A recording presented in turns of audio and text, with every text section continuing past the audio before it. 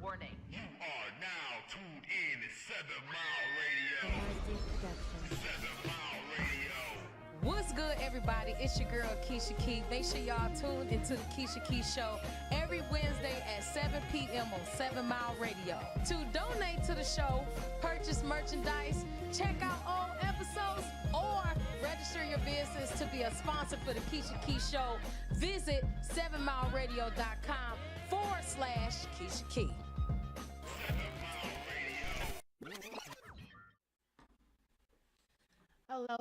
Hello, everybody, and welcome back to the Have Marci on Us podcast here at 7 Mile Radio, 8 p.m.-ish every Monday. We made it. Sorry I missed last week, y'all. I wasn't feeling good, but guess what? I have a lovely guest, a new, lovely, beautiful guest in here today, my homegirl, Taki. Hey, y'all, hey. Hey. Y'all gonna love her. I'm telling you, y'all gonna love her. I met Taki on the social scene, and now we work together, and I'm just glad to have met her. Tell us a little bit about you. Actually, tell us about you, all of it. All of it? I mean, we only got an hour. Layers. But, Right, it's layers. Okay. So I am Taki, hey, y'all, hey. And so I am a social worker by profession. I currently work with homeless veterans or veterans that are at risk of losing their housing. So I'm a housing specialist. I help get them housed. I help them to maintain their housing and help them address certain barriers that led to their housing crisis. That's my Superwoman cape by day. I am a mother of 3. I am a full-figure model. I've been doing that for about 6 years. Yes. And can we get those pics, Mark? That's why I sent you that, because we got a model on the scene here. Yes, I am a full-figure model, and she's way more experienced than me. Remember I told you I did Michigan Fashion Week? That was just some baby Capri Sun stuff. She up here, she not really Capri Sun. Yeah, she's really doing it. I started off doing a lot of runway. I'm doing more print modeling now. It's a lot more. You look gorgeous. I love these pictures. Thank you. I appreciate that. It's a lot more money involved in that. In that particular arena for modeling. So I do a lot more print modeling. I haven't really done runway in a few years actually. So, but I do enjoy it. Okay. I do still enjoy it. What part of Detroit are you from? Are you from Detroit? Well, I'm not from Detroit. I'm not a Detroiter. I'm not a Detroiter. I'm actually from Muskegon, Ski Town. Okay. Shout out. Big Reds. Okay. Wait. What's Big Red? That's my high school. Sounds like high school. Okay. The Muskegon Big Reds. I mean, if you know. Class of 03. I heard y'all don't play around out there. I definitely heard Muskegon is definitely about that. Definitely about that. So, I'm from Muskegon. I lived in Ypsilanti for a few years. I went to school out there, had my family out there, all of that. Got my bachelor's and my master's degree from Eastern Michigan University in social work. Shout out to Eastern Michigan University. Nation. All right. Ipsy. Yes. Y'all not as good as Muskegon out there, but Ipsy, y'all know y'all can get down a little bit. They try. And I've been in Detroit for about 5 years, so. Okay. Yeah, but I'm on the west side. I only been west side always since I've been here, so yeah. So how are you liking Detroit so far? What's your favorite part about the D? I love the opportunities that are available to people in Detroit. Say it again, because a lot of people believe that they aren't there, and I'm not discrediting what you're saying, but let's just, from hearing it from somebody that's not from the D, yeah, I believe that there are a lot of opportunities, like growing up, and I like the cultural element to Detroit. Like growing up in my hometown, it was very conservative. So being able to experience like just different cultures and being exposed to different things. Like growing up, I thought an Indian was a Native American and that's it. Like, I just been exposed to so many different things and so many different opportunities. And I'm also a spoken word poet, and I got exposed. Although I had been writing for a long time, since like the 5th grade. Detroit to get you together. There. I was exposed to that on this side of the state. So, and then been able to travel around the world actually doing poetry. So it's a lot more opportunities, I would say, on this side of the state for sure. Speaking of Detroit, they made me proud last week with the way they celebrated Juneteenth. Absolutely. It was a lot of, not a whole bunch of big events, but I would say that there were micro large events, if you know what I mean. We had a lot of It was a lot of Events. celebration. It was enough events to make an impact, to raise awareness about it. Yes. Especially seeing that this was the first year that they made it a federal, Federal holiday. holiday. Man, yeah, we did well. absolutely. And they were lighting fireworks. My mom was like, "Are they lighting those for Juneteenth?" And I said, Mm-hmm. "Finally, Absolutely. finally, yes, we are lighting those for Juneteenth." It was a whole vibe. It was a lot of shopping opportunities, a lot of pop-ups, a lot of I went to a few food pop-ups. I did Yeah. one of the blackest things. I went to a pop-up in front of a biker club and bought a cone of crab legs. How much blacker you want me to get? like that's it. A I did- cone. and In a then- cone. In a cone. And I also got lamb chops and chicken for my homegirl and my homeboy. So, look, we take Whole care of each other. situation. It was a whole situation. Whole situation. I'm But proud of that's the way we it. handled In a that. nutshell. A lot of money was spread around that day. It was What exactly in did our you- community And at Detroit Pizza Bar, where we work at. and at Detroit Pizza Bar. Let me tell y'all, them white people came out and spent their money. When I say they probably were like, "Look, it's Juneteenth, man. Support black business. we gotta do our part, man." I know. Can you imagine, Was like? that the narrative? Did you hear that out of Winnie of them owls No. that day? Oh, okay. No, I'm saying it's probably what they I was was just doing. checking. I was just checking. Like, Gotta damn. do our part, man. But that's what I was getting. I mean, can you imagine like them searching black owned? Like that's what they're doing now. They're searching black owned. And it's Google has a designation now where you can identify yourself as a black owned business on Google My Business. And do y'all think that's because of us? Hell no. Somebody white wanted it to be easier for them to find black owned businesses. And that's why it's a button. It would not have been a button just for Yes. us. Please believe. Not giving them no credit. They should have been did that. I mean, I'm not giving you credit for shit you're supposed to have been doing. But glad to see it. Glad to see it. Come on out. Come on out. Spend them dough. Reparations. However you Spend want to that. do it. Other than that, with that being said, events 7 Mile Radio is available to cover your events. If y'all want some media coverage, y'all want me there on the mic, you want me to slide through and help be the life of your party, and while we get your video of your event, definitely let us know. We want to get further out into the community. I know Mark said he's trying to go downtown, maybe go to the fireworks. I don't know. So y'all might see the 7 Mile Radio van downtown. Definitely tap in when you do. Definitely tap in when you do. If you do see Mark downtown tonight, wave at him. Tap Say- in. Yeah, don't bang on the van or anything. Just congratulate him that he got this van going on for the Yeah, radio they, station. they've been stalking me. I've been stalked at the fruit market. One of the people on my friends list said, "Let me sign the van. I want to sign the roof of the van." And then I was at Walmart, and then someone said, "Yeah, let me go." She was in the car with her son. Followed me up Van Dyke, and her mom, she told me her son was like, "So you just gonna follow this man wherever he goes?" She was like, "Yep," because he said, "If you see me in traffic, stop me so you can sign the van," and that's what she did at Walmart. That's what's up. Shout out to you, ma'am. I feel like I have to sign the van before I leave today. Oh, Well, absolutely. I feel like you might have to sign the van as well. I feel before like you- that has to happen. Yes. Absolutely. Yeah. Okay. I'm just want to make sure we was on the same page. Most definitely. Yep, You're part of find the your- family now. You know where the door at, so you're part of the I family. know where the door at. Yep. It's the back cave. So other than Juneteenth, last week, I mean, nothing else is really banging out. They had the verses last week. Oh Lord, have mercy.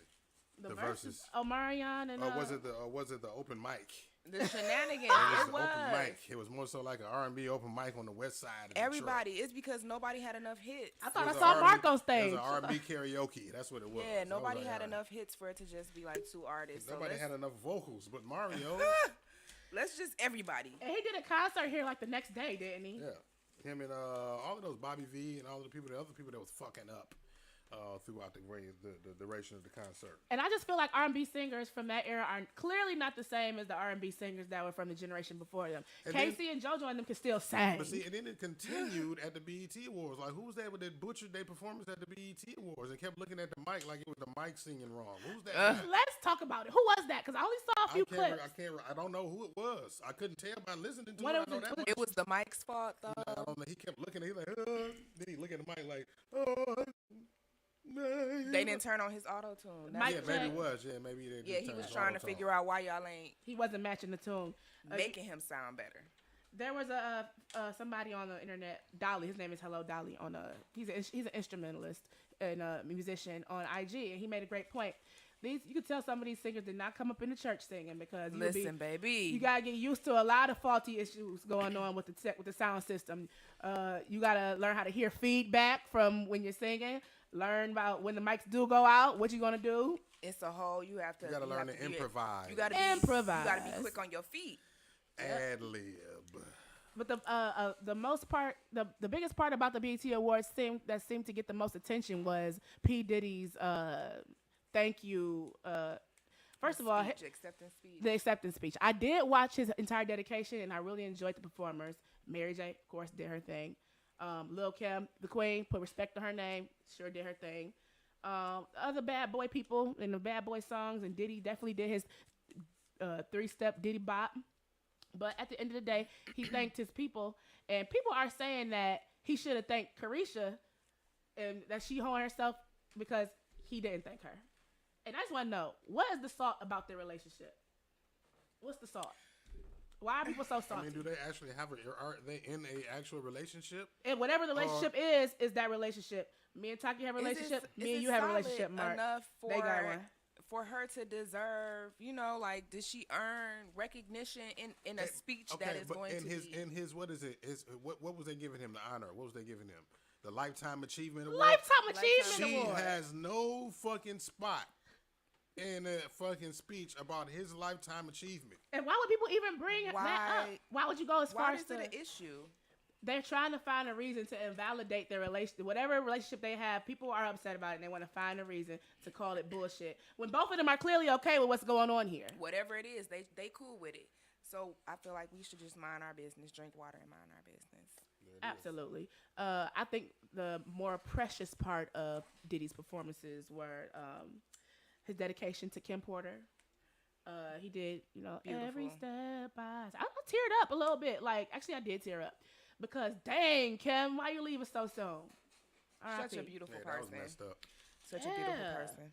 Yeah, so the way he was talking throughout the song, it reminded me of Kirk Franklin. I think Diddy might have missed his calling a little bit. He might have a little ministry in him. Diddy got some ministry in him. Pastor Think Diddy. about it. Think about it. We got Pastor Mason, then we got Pastor Diddy, Reverend Deacon Dr. Diddy. He been ministering through song for so many years anyway. Bishop so Combs. he might as well just go ahead and he been Bishop ministering through song and coaching these young folks along in business and entrepreneurship. He can definitely move some. So he got a little ministry. I mean, we can call it that. We can definitely call it that. But I mean, what would Danny Kane call it? Ooh.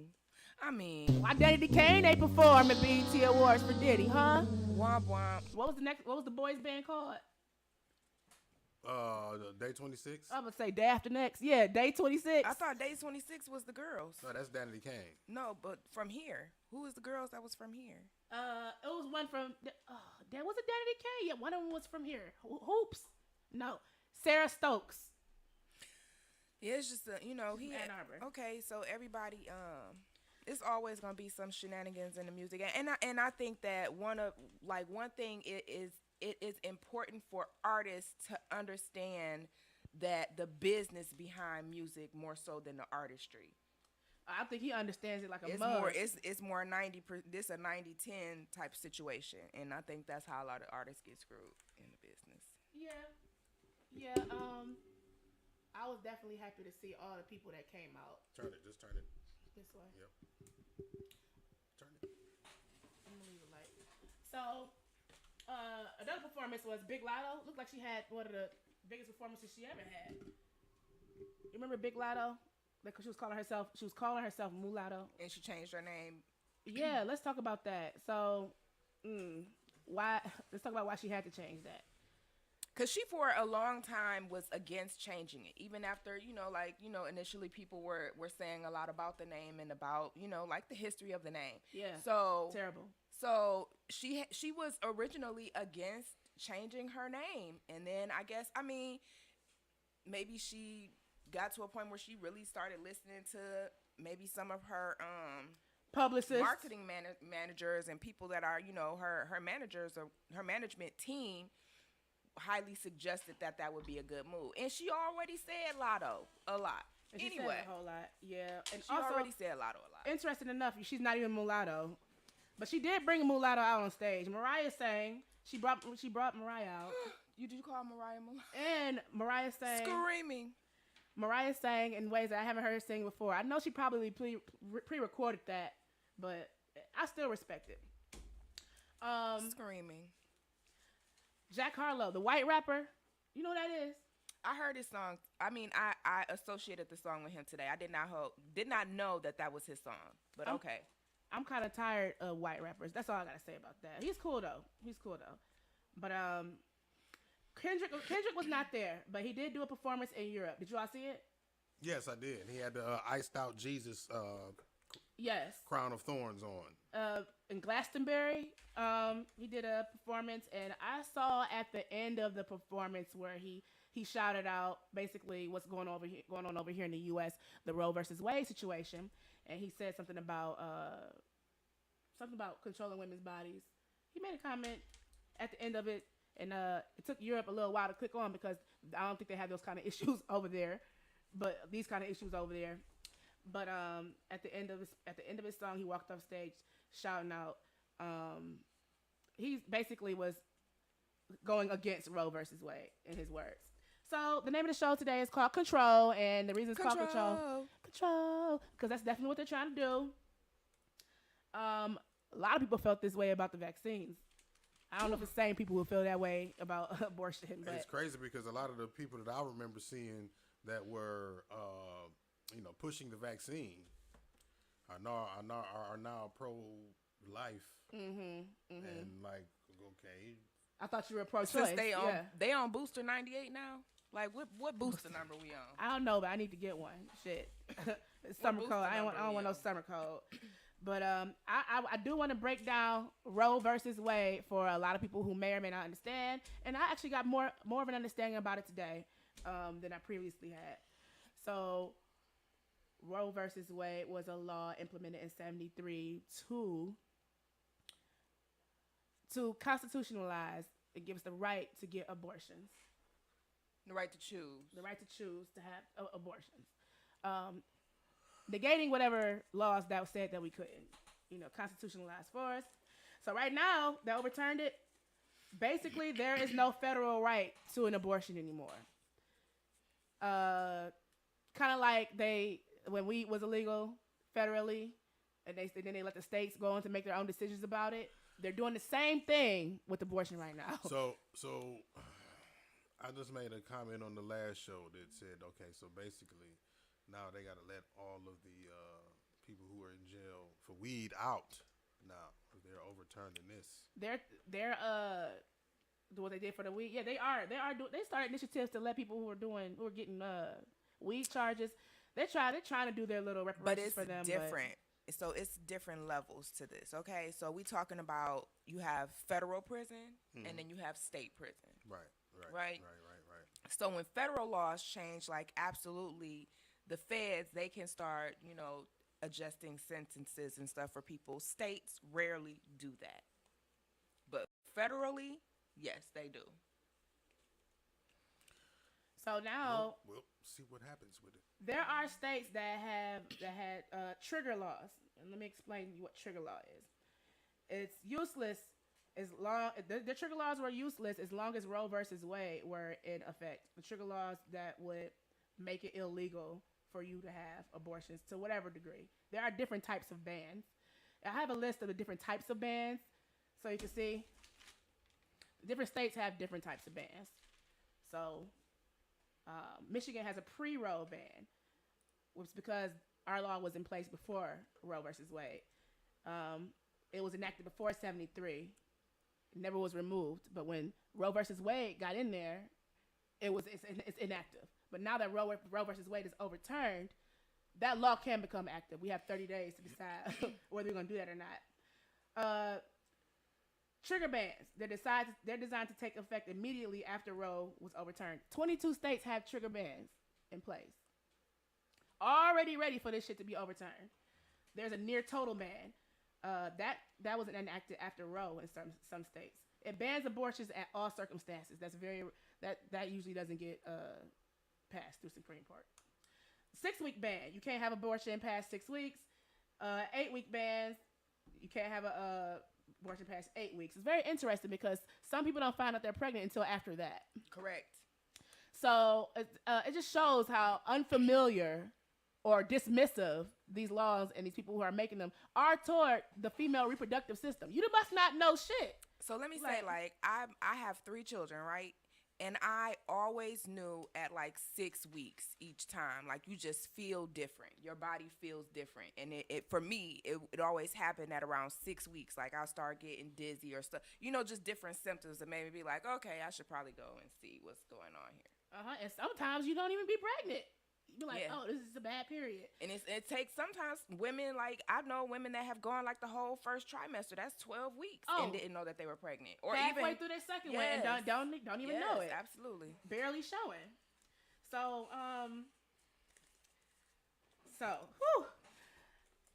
there are some states that have laws that that will give you an exception to whether it's rape or circumstances like rape or incest. Michigan is not one of those. They're not giving you the exception of rape. That's not what our law is. So, the people who are overturning this shit, Trump put these people in the Supreme Court but when he was in there. He knew what he was doing, remember they said he's putting some nasty ass people in the Supreme Court, and he did. And there was maybe 1 or 2 already there, but somebody mentioned, like, this is going to be fucked up in the future because of certain laws. And someone mentioned that they actually asked some of those people how they felt about some of the laws, such as Roe versus Wade, before they got into office. And they're like, yeah, well, that's the law. We're going to uphold the law, and that's the Constitution and whatnot, only to get in there and reverse the shit. Yes. So it's like, should that be should that be illegal for you to I feel like it should. I feel like that's the reality of the situation, but people can change their minds, though. You know what I'm saying? It's a different.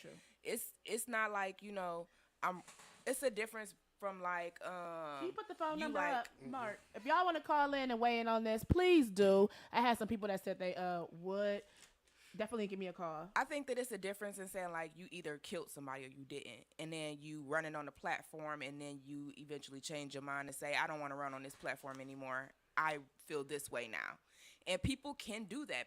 Politicians do what they do because that's what they do. That's like the benefit of being a politician, having that kind of power. They have that. They have those conversations. They're going to say what they want to say to get in office, and then they're going to do what they want to do when they're in office. And let's talk about why this abortion ban is in place. They need more white babies, okay? Listen, the lady said, this is a win for white life. White life. That's what she said. This is a win for white lives. That is what is going on here. They said, look, Carrie, Nancy, you're not going to keep having these abortions, okay? So, but I would like to see what the breakdown is. Like, if there is some anonymous figures or whatever, like figures that really show us the breakdown of women who get abortions by race. Have we seen those numbers? I looked it up, and it actually varied by state, and I'm going to chop that up to the fact that our populations vary by state. But there are a lot of states, the states where, of course, not many people of color, they of course, are going to say 80% or 70% of the people who get the abortions are white. But if you actually look at it nationally, it's pretty much half and half, like black and white. Black people and white people. But see, now when you take into account the amount of miscarriages that white women people have versus us, and then the amount of more babies that we have that birth versus them. Even despite us dying on the table, despite our birth rates being high, our death rates being high, or dying in the street, right? We still have a higher population in them, and it's growing, and they're becoming. I don't want to say eradicated, but just outnumbered, right? That's the reason why the dude who shot up the grocery store in Boston, he shot it up. Why? For white life, probably. That's why a lot of it. That's what it was. That was a reason for that was his reasoning on why he did it. On top of killing the dude who had the patent for the. A lot of people got a lot of different feelings. A lot of different feelings about this. I just want to see those numbers because just thinking about it, I would argue that there are more minorities, not just black, but more minorities that have a higher percentage of abortion for several reasons. Several reasons. Yeah, absolutely. Even if it's the fact that we can make them faster and more, And then a lot of like different nationalities that where their start younger. They start a lot younger. And even like my grandmother. So on my daddy's side, like my family deep. Okay, my grandmother had 22 children on my daddy's side, right? See the comments. And Wait, you yes. say this again? She had 22 kids, all by the same man, right? She started when she was 14. Now, at that age now, like, that's against the law of consent, right? But she had them all with the same man. That was her husband. But somebody had to consent for her to marry, consent for her to have those children, and not prosecute my granddad. You know what I'm saying? Like, all of those things had to be in place. And so we're not even addressing, like, those Romeo and Juliet laws. So she ultimately did not consent. She couldn't consent. She's a child. She's a kid. She couldn't consent. She couldn't consent, but somebody had to make the decision for her. And the accommodations back then, she might have correct. Might have been it might have been a sweet situation for her. Like, okay, this man about to take you on, especially if we can't take care of you.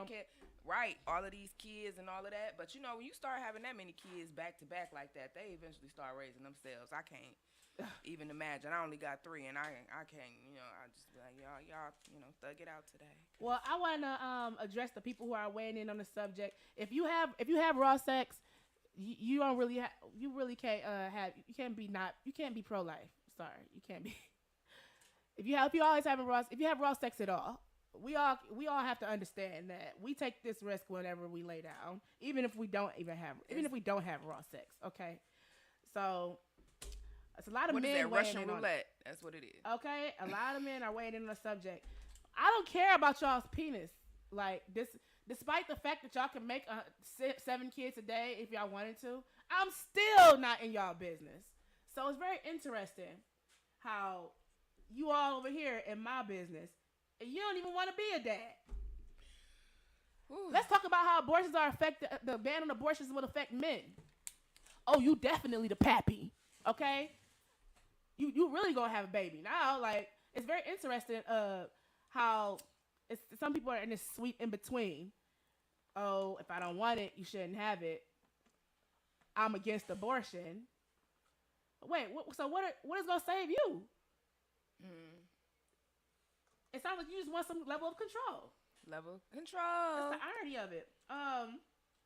If you think it's unfair that women have the ability to painfully, inconveniently, $300 take off working leave ability to go and get an abortion, if that sounds like it's something that's just a convenience, if you really think we're getting over by having the decision to terminate, then you really need to really think about that. Like, what you think we just out here doing it 7 times a year, 20 times a year? That's just not even feasible. Like you said, half of us don't even know when. We don't realize you're pregnant until maybe 2 months in, 2-3 months in. And then, in a woman's body, it takes a woman's body so much time to recover from being pregnant, from childbirth, from labor, and all of that. And then on top of that, even when, because I've had a miscarriage before as well. So it's the same type of process. Like you can't, like, it's your body has to recover. It's a whole recovery process that's required for your body naturally. And also, what's your solution to if you won't let this is on the internet, if you won't let a 14-year-old or a 15-year-old or a 17-year-old or even a 20-year-old adopt a child, then what are you doing forcing them to have one? If you don't trust them to take care of one, then what are you doing forcing them to have one? And how about this? Are you willing to foster or adopt? While you out here being pro-life, are you willing to foster or adopt? And then it's about taking away a woman's right, like removing my right to choice. And some people truly don't believe that we should have that choice. Now, your sisters that was just on the podcast just before here on the Equally Not podcast, D.L. Collins said that she is pro-life with absolutely 0 exceptions. That's the religious aspect. See, but she's not religious. She's a lesbian. Both of those. That's the two. Not to say that lesbians can't be religious, but I just know her to not be a church going or that religious, her reasoning for following lesbian that. Is confusion. I just don't believe rules don't have exceptions. So you're saying there's always an exception.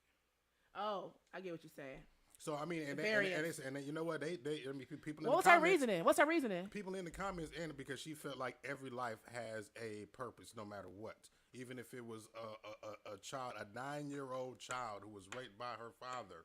See, her co-host was bringing these. She watches a lot of movies, very into fantasy. Okay, but let's talk about quality of life, all right? Because I'm a social worker, all right, by profession. Let's talk about quality of life.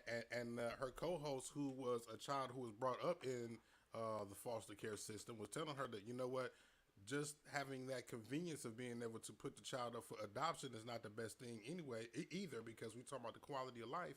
These kids come up through a system that sometimes breaks them. Let's talk about the state of Michigan that just got sued in the last 8 years a couple times because of its foster care policies and adoption policies.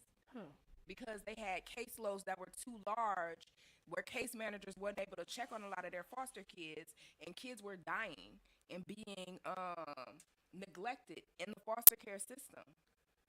Let's talk about quality of life for those babies. If you don't have a solution to that, then how dare you say you force somebody to have one? But I'm very interested. You said she believes that everybody has a purpose. What if they come out and not even be able to fulfill that? I guess their purpose is what? Science? So anyway. Because they just don't have access. This idiot, I ain't gonna call him an idiot. This guy I went to high school with, Ron. Ron said it should go by case study, a case by case study to show why she's pregnant to begin with. Then they should go on with the abortion. If it is rape, why she's pregnant, if it is incest, or if it is rape, they should go forward with it. So you're telling me there was even a case of statutory rape, right, where this was a relationship that was had between a minor and an older man, and now the parents found out and took it upon themselves to. So now. Okay, so let's talk about statutory rape again. All right, so in the state of Michigan, the age of consent for a girl is 16. That age of consent does not apply to males. So you could be, it does not apply to males. The age of consent only applies to females. And it is 16 for the state of Michigan. So what is it for males then? Is there it is no age of consent for males. Oh, that's not good, Michigan. So, that's not good. Okay, so let's talk about that. So you can have, you know, because I had a couple of brothers that was caught up in this law. You could have a 17-year-old boy that has a girlfriend who is 15 and she get pregnant, and it's statutory rape. It's actually rape. It's child, it's criminal sexual conduct, I think, third degree. Wait, you said a 17-year-old... A 17-year-old boy with 15-year-old girlfriend. Okay. And she get pregnant at 15 and had a baby. That's criminal sexual conduct against him. Wow. But if it was the other way around, if she was 17 and he was 15... Then they could prosecute her, but you know, we really don't see that. You see that more so I when thought it's you a said male. I thought you really said it wasn't. The age of consent, it's not. It's not. The age of consent is for females, and it is 16 in the state of Michigan. And there's so no you guys. can see something if it's like a teacher. You know what I'm saying? Because really, it has to be the parents that pursue something, or if there's a baby that's born. Right? An older woman go and have a baby. She over the age of consent. They not really pressing that. But if a 15-year-old girl go in the hospital and have a baby, they asking questions. And then the man I get what you're saying. It's not as enforced because nobody's birth certificate. Nobody's thinking about it. Yeah. And he over, you know, the age. Then they can prosecute him at that point. And that's fucked up. I'm tell you this because it is some young men that's fucked up and grown men that's fucked up out here because of some situations they had with some older women when they were kids. And so you got like a teacher. Let's say your teacher. And that happened a lot in the nation. These old ladies, crazy ass older ladies. Yeah, that's fucked up. So, where we at here? I'm sorry, like, might have thrown us off a little bit. We were talking about how this abortion thing is gonna affect guys. Oh, so then imagine like, okay, so let's say they're taking away a woman's right of choice, right? Our right of choice, whether or not we want to. So imagine if there was a law implemented that said any male who has more than 3 children in the welfare system had to get a vasectomy. Or get on birth control. we were talking in the car. A lot of guys Don't that take away your right to choose? A lot of guys don't really understand the concept of the government controlling your body because the government has never tried to control any part of your body. Yeah, I'm about to say then because how about the government is majority male controlled? Exactly. Who about to sit up and White make laws male control? control. White male control. Exactly. So it's a whole privilege that comes with that. A white male could never understand, can empathize to a certain degree, but could never understand really a black woman, a black man, a black perspective in America. And another fact I looked up: 20% of the reason that women was it within the last few days, including postpartum period of their pregnancy, the last 42 days, the top cause of death is not bleeding out, it's not a placental disorder, it's homicide. So when you forcing these people to have these kids with these abusive individuals, they saying that the most dangerous time for a woman a lot of the time is when she's pregnant. Domestic violence is a thing.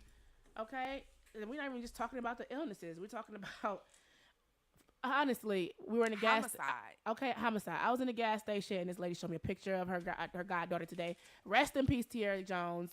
Somebody ran her over because she was defending her friend. Is that the one who in Southfield? And the baby survived. The baby survived. Yeah. And The baby's in ICU right now. Okay, survived.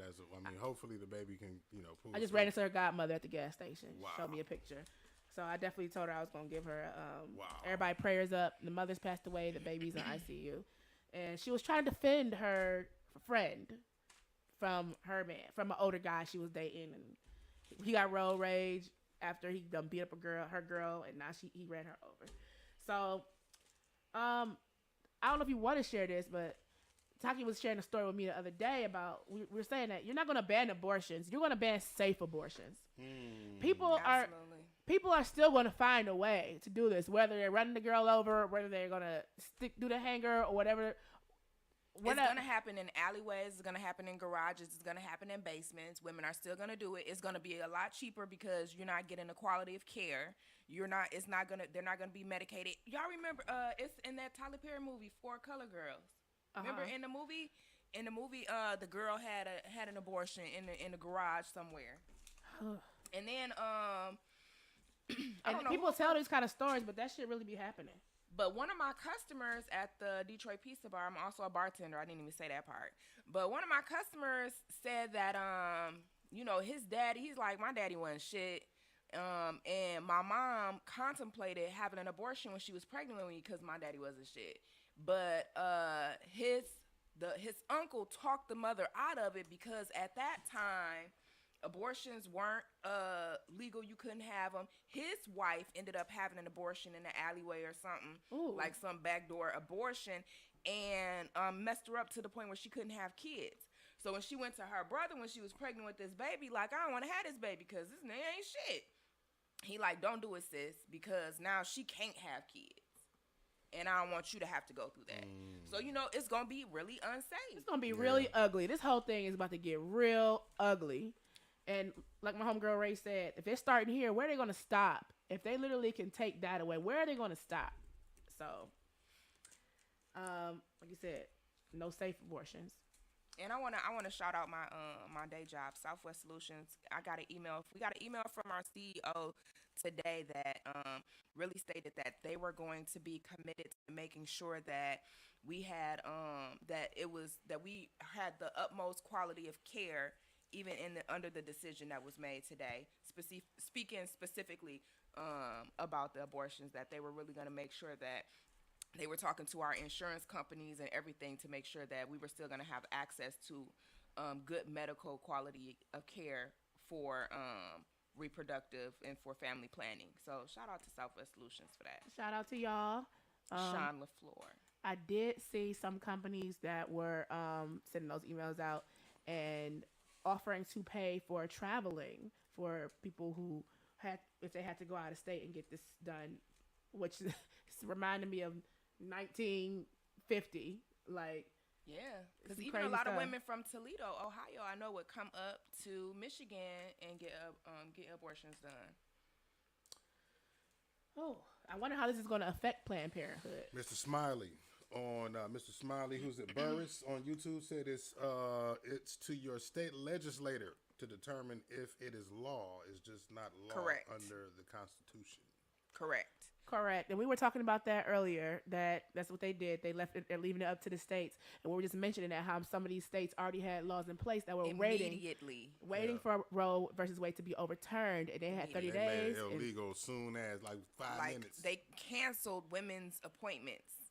And then there's some states that I know said, like, if you didn't have an appointment within the last 30 days, if you have an appointment made within the last 30 days, you can keep your appointment. Anybody beyond 30 days, they had to cancel the appointments. I mean, this is stuff that people have paid for. Oh, my God. They're giving me cramps thinking about this. Like, are y'all kidding me? This is stuff that people have paid for. This is so invasive. And then they were talking about it was being, I think somewhat, now don't quote me, but I believe, like, they said that you could be penalized if you go to another state to do it, but Governor Whitmer said that it was going to be like a $1 fine or something. If oh, come on. Whitmer, because she's not a fine to do what? Yeah. Go out of state to get a perform an abortion. That's probably the most she could do. But how would you find out? Like, how can you prosecute somebody for some shit they did out of state? That's like if weed was legal in Colorado, and I go out there and purchase and smoke some recreational weed, then they come back to Michigan where it's legal when it was illegal. And say, hey, well, you bought some weed in Colorado and smoked it. Like, you got to go to jail. Because that's HIPAA laws. That's medical and stuff. HIPAA laws require that, that information you're not supposed to share. Because that's a medical procedure. Right. So that's why I'm like, how can they even regulate that and say, well, yeah, we're going to penalize you if you go out of state and have a medical procedure done. Yeah, I don't see Big Gretch saying all of that. No, that's what I said. I'm saying, like, if I think what she did was implement a $1 fine, so that's what she's saying. Like, it's like, yeah, it ain't really no penalty if you do it and shit like. Yeah, so, she shouldn't even said that. Well, I guess that's what she had. I guess she had to implement that's some kind of the most she can do. Yeah, that's probably she like had to implement the some minimum. kind of Yeah. Okay. So she's working. She's trying to work against whatever she can. Basically. And it sounds like she's not getting no sleep. I was listening to her on the radio the other day, but Michigan's dark conservative past is coming to haunt it. And still we have, like, because every state has its own constitution and state constitution. So we still have in our state constitution that you're not supposed to live together if you're not married. Yeah, oral sex is illegal in Michigan. Yes. And yes, sodomy. And sodomy. Yes. Like we got a lot of laws in our state constitution. Spitting in public. I think profanity in front of children and is mothers. illegal. Yes. Cutting your hair without your husband knowing, that might still be in place. Yep, because we even talked about earlier. I had an older friend who she got on birth control. Like it used to be required that your husband had to give you permission to get on birth control. And I got to figure out what year it was that this was required. But and a hysterectomy, right? Yep. He had to sign off on that. And you had to be a Yep. certain age. Marci, I'm gonna give you some homework for your next show. Go find all of the ridiculous ass laws that's in place right now in these states. Or it's just let's do Michigan. Let's just do Michigan. But then you can search other ridiculous ones depending on the level of ridiculousness from other states. And let's see nice. some of the ridiculous things that we have in place in this country right now. We need to have a hashtag for the next show. Like, this some bullshit. Definitely gotta have a hashtag for the next show.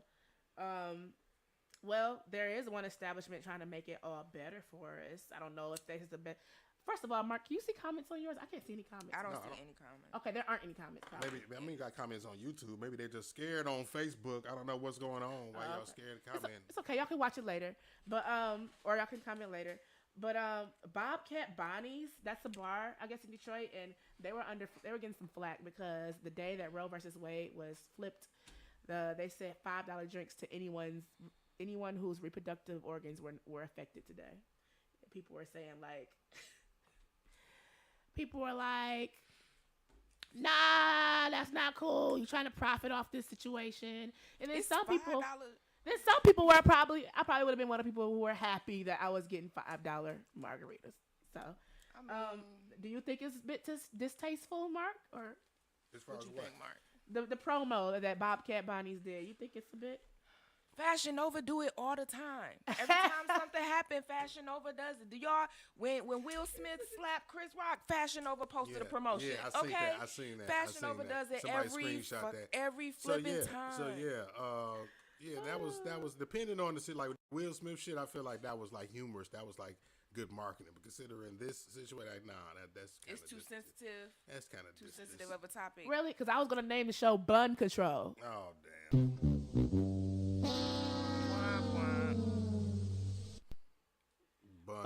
didn't.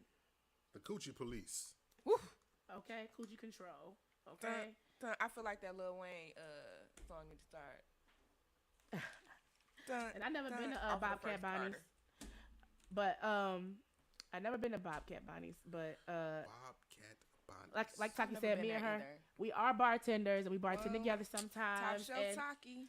And we just want to close the show out with a few rules that Taki wanted to get off her chest from a bartender's perspective. When y'all go out to these establishments, while y'all getting all this off your chest, we want y'all to keep a few things in mind when y'all come see us at Detroit Pizza Bar or wherever we bartend at. Wherever we bartend at, this is what I want y'all to know. We are working always, okay? If I have a bar full of people and you see my back turned and I'm tapping on the register on the computer, guess what? I'm still working. I'm still working. I'm doing something. I'm ringing somebody up, okay? I'm ringing up an order. And guess what? I can still take your order too. And I might take your order, but guess what? I might have 3 other orders ahead of you. I'm still going to make your order. I promise you I'm getting to you. What about the tap when they start tapping on them? Don't tap, tap, tap. Oh, Don't tap at me, boo. It's the cup on the bar for me. I put a napkin under that drink for a reason. Do not tap at me. It's the cup on the bar. It's a hey, hey, hey. Or it's the standing up on the bar for me. Don't do that. Because guess what? That's going to make me wait. And then let's talk about the people that don't tip. Ooh. Let's talk about the non-tippers. Why do you come out? First of all, it's so much. If it's about money, you can just drink in the house. It's food there, and then you got unlimited supply, and it's a fraction of the cost that you would pay at a bar. So it's a good question. Why would you Don't not tip me and ask for my phone number? Because now I think you broke. You can't afford me. And you women that go out with these guys that will repeatedly not tip service people, I don't know. I can't imagine what y'all dealing with at home. Wait. So do they not tip and then ask for the number? Or Yes. do they ask for the number and then you don't give it and then they not tip? Both. Okay, so it would be you getting a $2.50 draft beer and you give me $3 and you want your 50 You cent want back. your 50 cents. Waiting on it. But you think I'm cute and you want my number. What's for what? So I get my 50 cent back? The fuck? You ain't even offer me a drink. What's the logic in You that? ain't even offer me a drink. Do you want to fall in love with the bartender? Like, what Fall else? in love. What else irks your nerves at the bar? Just the 2 million people, and they think that you're only supposed to serve just them. You know, when you got a bar full of people, you might be the only bartender working back. There's a bar full of people, and you think I'm only supposed to serve you. I am working, and I'm working the whole bar.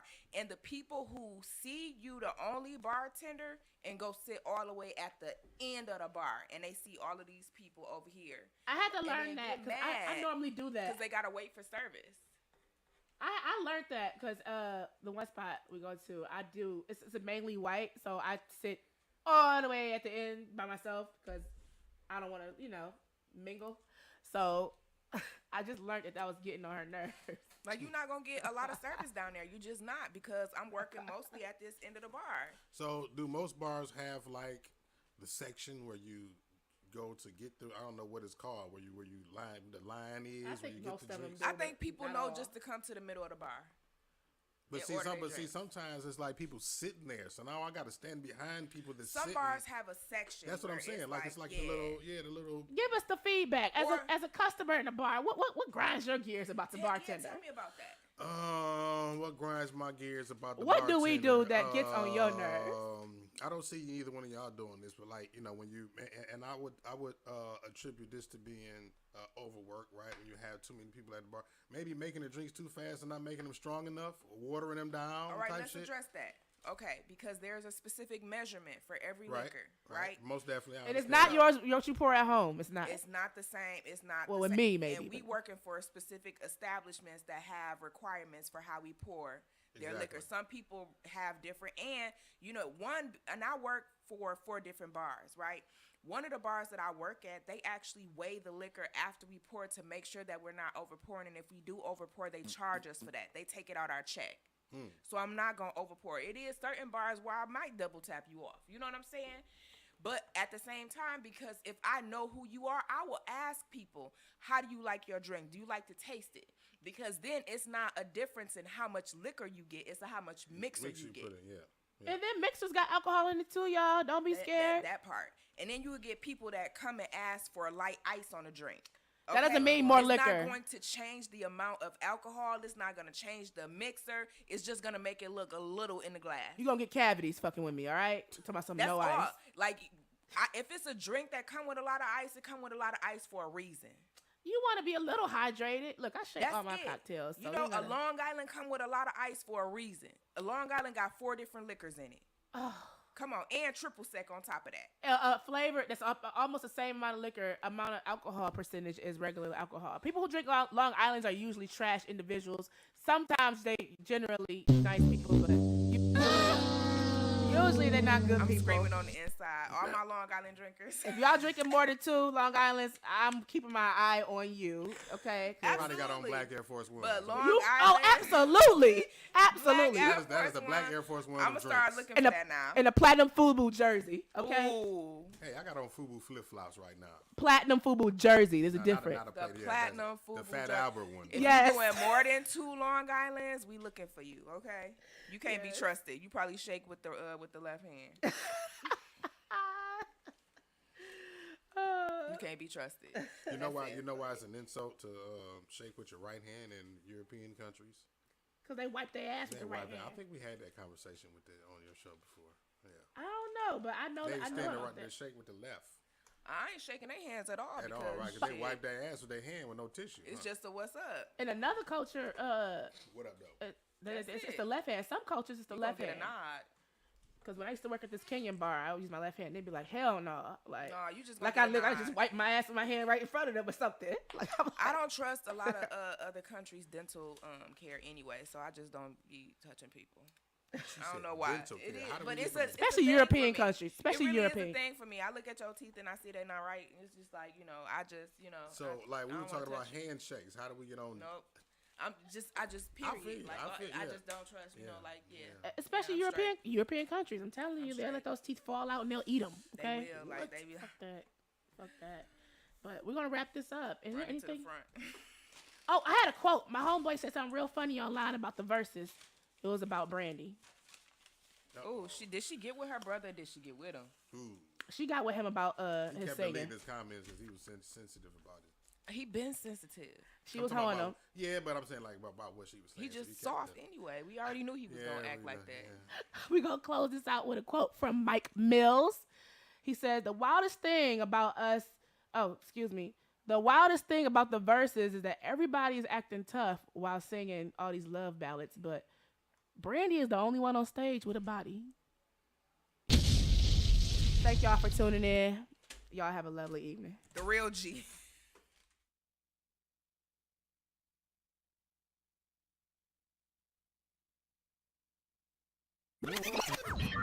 Warning. You are now tuned in to 7 Mile Radio.